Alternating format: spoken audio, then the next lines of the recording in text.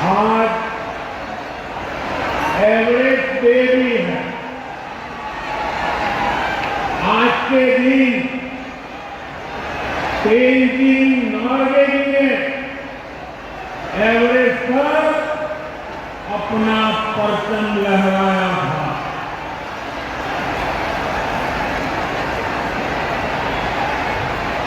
उनके सम्मान में हम भी अपना तिरंगा फहराएंगे।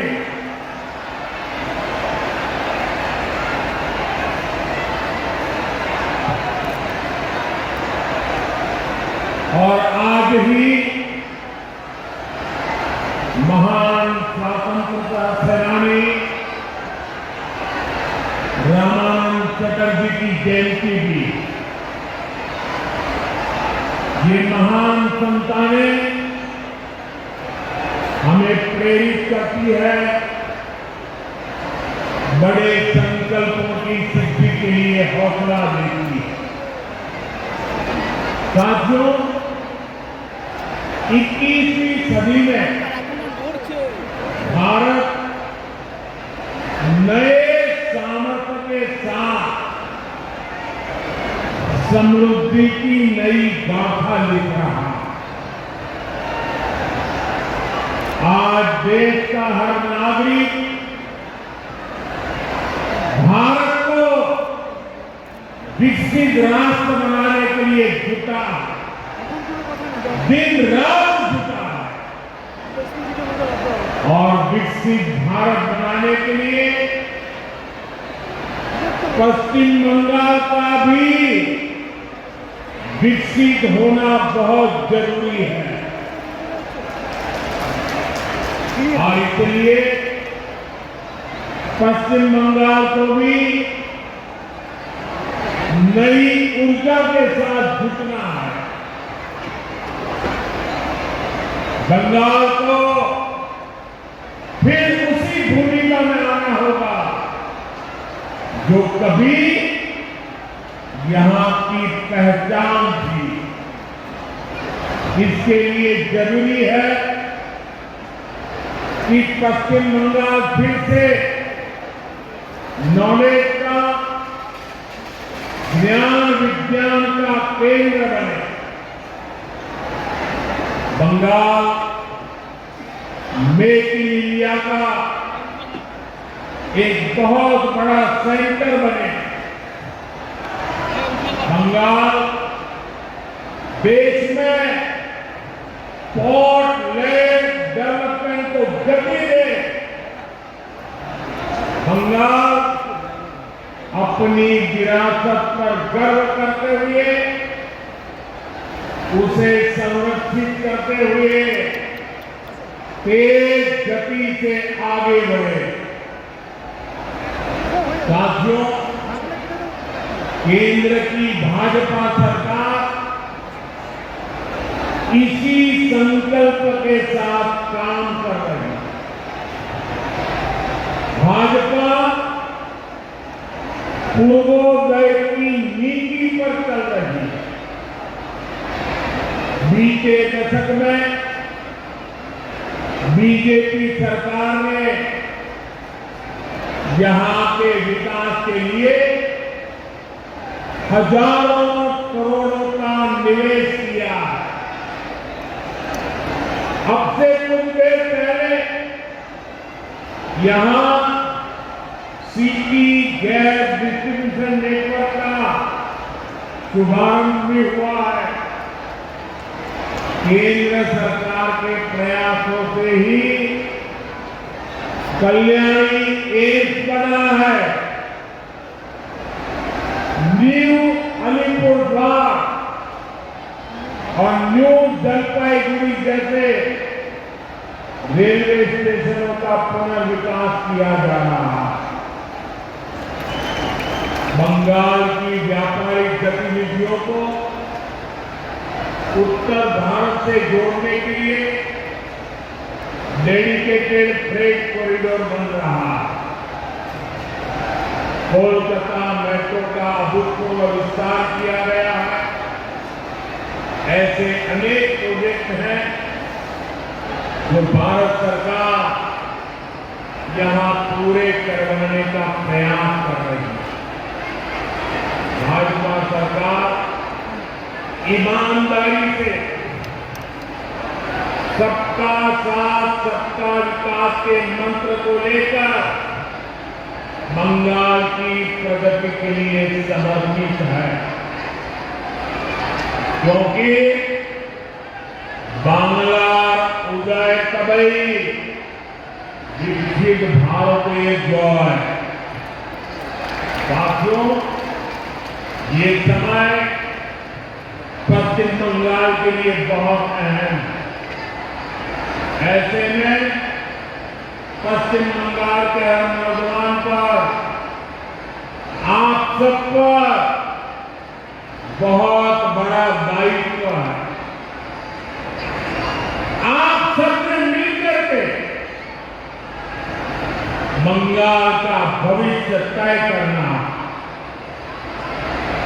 आज पश्चिम बंगाल एक साथ कई संकटों से घिरा हुआ है।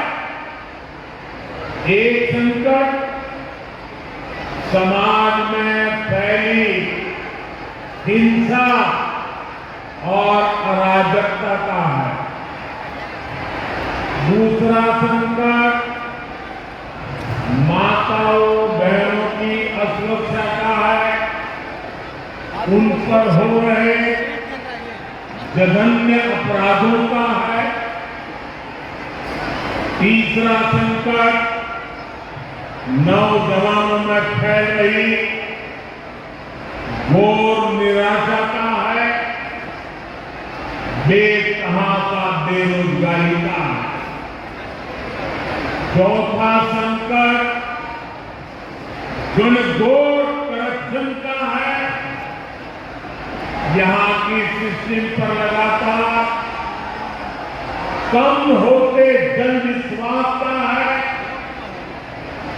और पांचवा संकट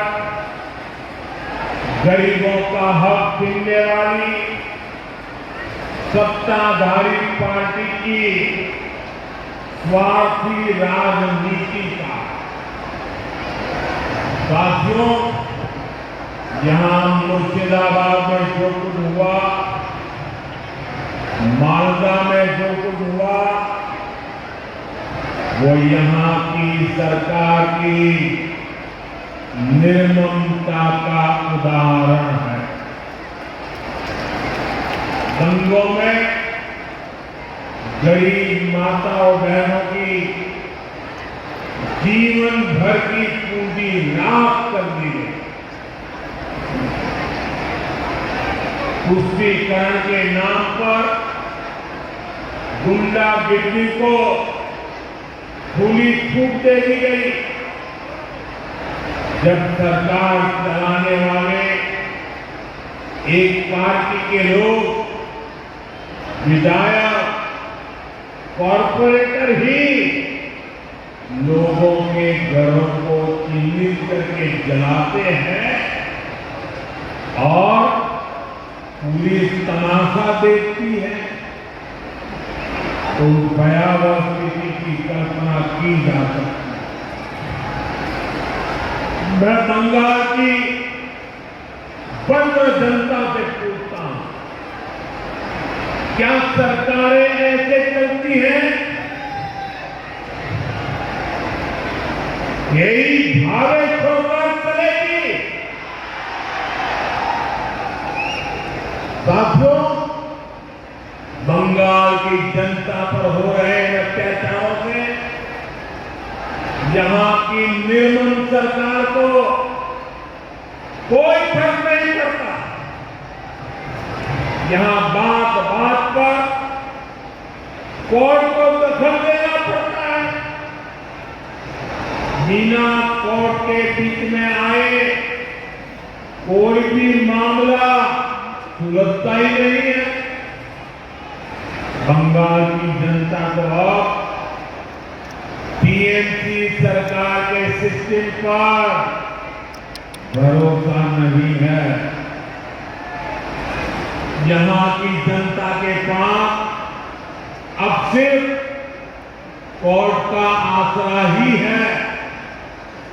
इसलिए पूरा बंगाल कह रहा है, बंगाल में मची की पुकार, नहीं चाहिए निर्मम सरकार। बांग्ला चित्कार लाग देना, निर्मम सरकार।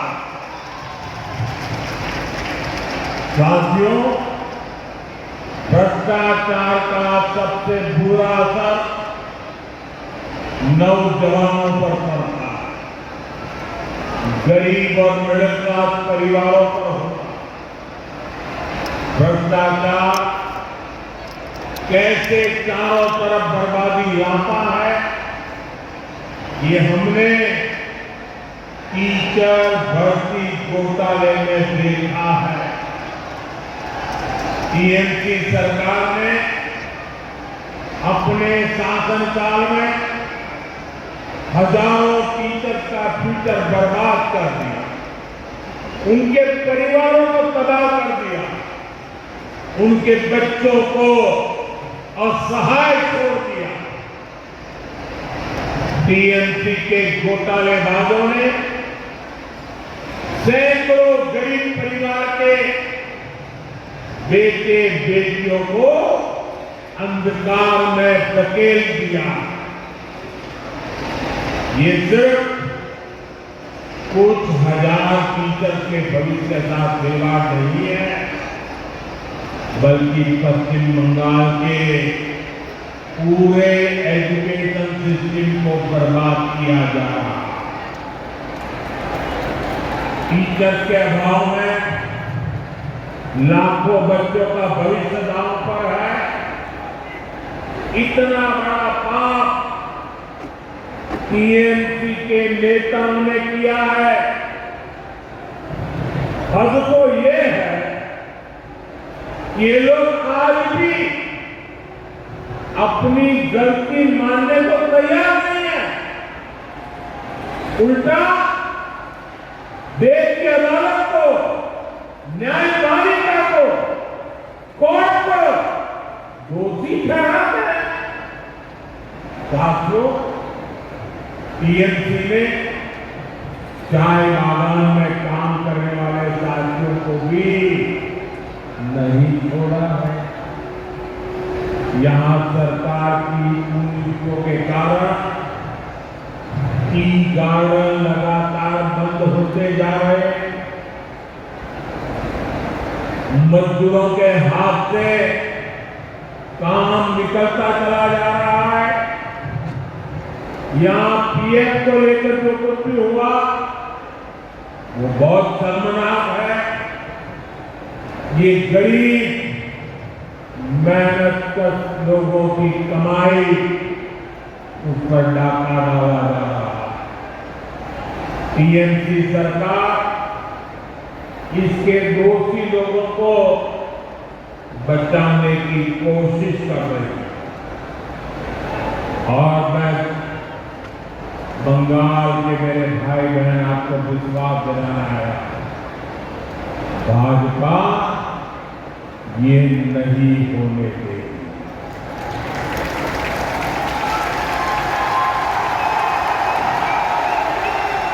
साथियों, राजनीति अपनी जगह पर है, लेकिन गरीब, दलित, पिछड़े, आदिवासी और महिलाओं से टीएमसी क्यों दुश्मनी निकाल रही है।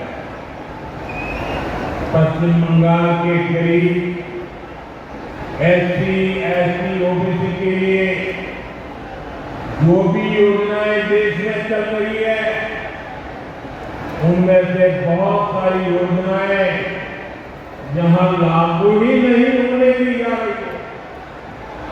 पूरे देश में करोड़ों लोगों को आयुष्मान योजना के तहत मुफ्त इलाज मिल चुका है, लेकिन मुझे दुख के साथ कहना पड़ रहा है, इसका फायदा पश्चिम बंगाल के मेरे भाई बहनों को नहीं मिल रहा। पश्चिम बंगाल का कोई साथी अगर दिल्ली, बेंगलुरु, चेन्नई गया है, उसको वहां मुफ्त इलाज नहीं मिल पाता, क्योंकि निर्मम सरकार ने बंगाल के अपने लोगों को आयुष्मान कार्ड देने ही नहीं दिया। आज देश भर में 70 वर्ष से ऊपर के बुजुर्गों को 5 लाख रुपए तक मुफ्त इलाज की सुविधा मिल रही है। मैं तो चाहता हूं कि पश्चिम बंगाल में भी 70 वर्ष से ऊपर के सभी बुजुर्गों को मुफ्त इलाज की सुविधा मिले, लेकिन टीएमसी सरकार ये नहीं करने दे रही। केंद्र की बीजेपी सरकार देश भर में गरीब परिवारों को पक्की घर बनाकर दे रहे हैं, लेकिन पश्चिम बंगाल में लाखों परिवारों का घर नहीं बन पा रहा है, क्योंकि टीएमसी के लोग इसमें भी गरीब के पास से कट और कमीशन की मांग कर रहे हैं। आखिर टीएमसी सरकार आप लोगों को लेकर इतनी निर्मम क्यों है? साथियों, यहां की निर्मम सरकार के जितने उदाहरण हो वो कम है। पश्चिम बंगाल में बहुत बड़ी संख्या में हमारे विश्वकर्मा भाई बहन हैं। ये लोग हाथ के हुनर से अनेक प्रकार के काम करते हैं। इनके लिए पहली बार भाजपा सरकार विश्वकर्मा योजना लाई। इसके तहत देश के लाखों लोगों को ट्रेनिंग मिली है, पैसा मिला है, नए टूल मिले हैं, आसान ऋण मिला है, लेकिन पश्चिम बंगाल में 8 लाख एप्लीकेशन अभी भी लटकी पड़ी है। निर्मम सरकार उस पर बैठ गई है, क्योंकि टीएमसी सरकार इस योजना को भी लागू नहीं कर रही है। साथियों, टीएमसी सरकार की मेरे आदिवासी भाई बहनों को भी दुश्मनी कुछ कम नहीं है। देश में पहली बार जनजातियों में भी सबसे पिछड़ी जनजातियों के लिए पीएम जनमन योजना बनाई गई। पश्चिम बंगाल में बहुत बड़ा आदिवासी समाज है। टीएमसी सरकार गरीब आदिवासियों का विकास भी नहीं होने दे रही है। उसने पीएम जनमन योजना को यहां लागू नहीं किया। टीएमसी हमारे आदिवासी समाज को भी वंचित ही रखना चाहती है। साथियों, टीएमसी को आदिवासी समाज के सम्मान की परवाह नहीं है। 2022 में जब एनडीए ने एक आदिवासी महिला को राष्ट्रपति उम्मीदवार बनाया, तो सबसे पहले विरोध करने वाली पार्टी टीएमसी थी। बंगाल के आदिवासी इलाकों की उपेक्षा भी यही दिखाती है कि इन्हीं आदिवासी समाज से टीएमसी वालों को कोई लगाव नहीं है, कोई लेना देना नहीं। साथियों, कुछ दिन पहले दिल्ली में नीति आयोग की गवर्निंग काउंसिल की बहुत महत्वपूर्ण बैठक हुई। ये अहम मंच होता है जहां देश भर के मुख्यमंत्री मिलकर विकास पर चर्चा करते हैं। लेकिन अफसोस की बात है कि इस बार बंगाल सरकार इस बैठक में मौजूद नहीं रही। दूसरे गैर भाजपा शासित राज्य आए, सभी दल के नेता आए, हमने साथ बैठकर चर्चा की, लेकिन टीएमसी को तो सिर्फ और सिर्फ 24 घंटा पॉलिटिक्स करना है और कुछ करना ही नहीं है। पश्चिम बंगाल का विकास, देश की प्रगति उनकी प्राथमिकता में है ही नहीं। साथियों, केंद्र सरकार की जिन योजनाओं को यहां लागू किया भी गया है, उनको पूरा नहीं किया जा रहा।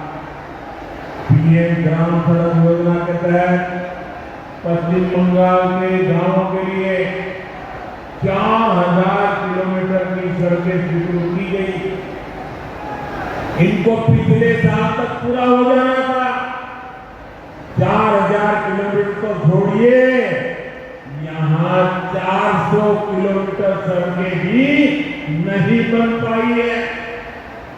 साथियों, इंफ्रास्ट्रक्चर के काम से सुविधाएं भी बनती हैं, अब रोजगार भी बनते हैं। लेकिन हालत ये है कि पश्चिम बंगाल में 16 बड़े इंफ्रास्ट्रक्चर प्रोजेक्ट यहां की सरकार अटकाए हुए। ये 90,000 करोड़ से अधिक के प्रोजेक्ट है। कहीं रेल लाइन आनी थी, रुकी पड़ी है। कहीं मेट्रो बननी थी, रुकी पड़ी है। कहीं हाईवे बनना था, बंद पड़ा है। कहीं अस्पताल बनना था, कोई पूछने वाला नहीं। ऐसे प्रोजेक्ट को ये टीएमसी ने लटका करके रखा। ये पश्चिम बंगाल के आप लोगों के साथ बहुत बड़ा धोखा है। साथियों, आज जब सिंदूर खेला की इस धरती पर आया हो, तो आतंकवाद को लेकर भारत के नए संकल्प की चर्चा स्वाभाविक है। 22 अप्रैल को पहलगाम में, जम्मू कश्मीर में आतंकियों ने जो बर्बरता की, उसके बाद पश्चिम बंगाल में भी बहुत गुस्सा था। आपके भीतर जो आक्रोश था, आपका जो गुस्सा था, उसको मैं बड़ी भांति समझता हूं। आतंकवादियों ने हमारी बहनों का सिंदूर मिटाने का दुस्साहस किया। हमारी सेना ने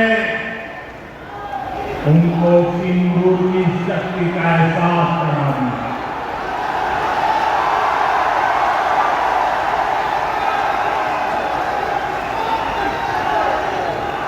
शर्मा जी